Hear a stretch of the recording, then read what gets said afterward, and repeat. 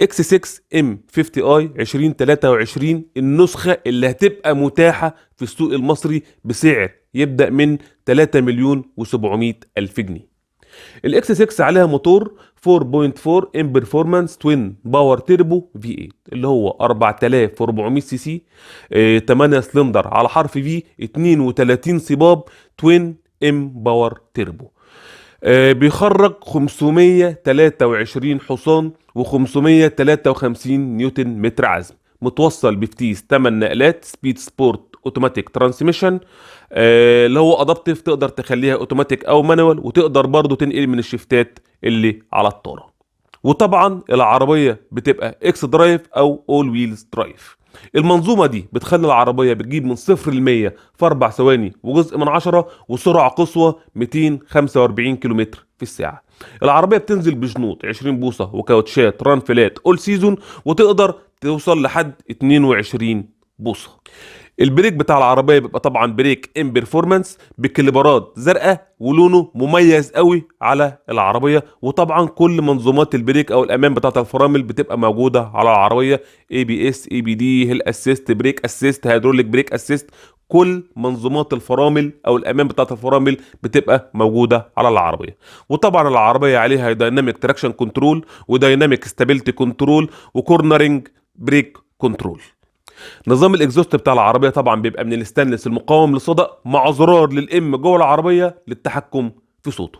نظام التعليق او العفشه بتاع العربيه قدام بيبقى دبل وشبون، وورا بيبقى مالتي لينك مع مساعدين الكترونيك او مساعدين كهرباء ادابتيف حسب نمط القياده بتاع العربيه.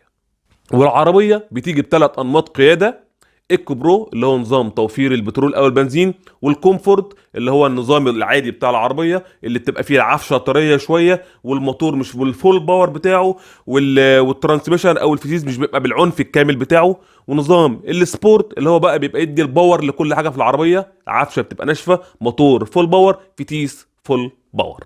نظام الاضاءه بتاع العربيه بيبقى فول ال اي دي ورا وقدام. قدام بيبقى ايكون ادابتيف ال اي دي، وورا فول ال اي دي. وتقدر تطلب العربيه نظام الاضاءه الامامي يبقى ليزر ال اي دي اللي بيكشف 500 متر قدام العربيه. العربيه من جوه بتبقى مزيج من يا اما الجلد والكربون فايبر او الجلد والخشب الطبيعي حسب طلبك. عليها شاشتين، اول شاشه اللي هي الاي درايف وبتبقى شاشه باللمسه او التاتش، وعليها كل المعلومات عن العربيه، وبتنزل عليها النافيجيشن بتاع العربيه والتحكم في كل حاجه في العربيه. وتاني شاشه العدادات الديجيتال بتاعه العربيه المتغيره حسب نمط القياده اللي انت بتبقى ماشي عليه. وطبعا عليها طاره مالتي عليها كل الاوبشنات.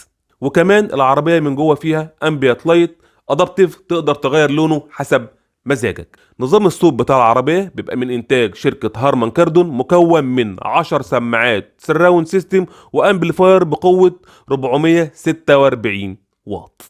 تفتكروا العربية اللي جاية معانا هتبقى إيه؟